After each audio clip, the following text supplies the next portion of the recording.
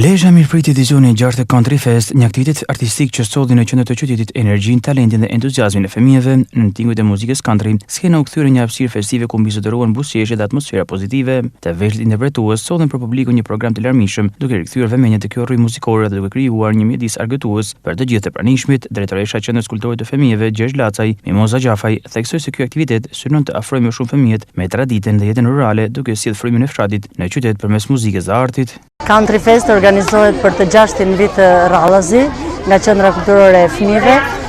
Qëllimi i këtij aktiviteti është që të sjellim pak traditë nga fshati, ta sjellim këtu në mes të qytetit. Ka interes të vazhdueshëm dhe mezi pritet nga fëmijët për ta organizuar këtë aktivitet. Patjetër që ky është një aktivitet që mund t'i angazhojë fëmijët edhe gjatë sezonit veror, që mos t'jenë vetëm në Bregdetin e bukur të Shëngjinit, por t'jenë edhe këtu në qytetin e Lezhës, siç është kjo mbrëmje mrekullueshme sonte. Këtu më shumë u performuan këngë dhe kërcime country dhe lojra argëtuese.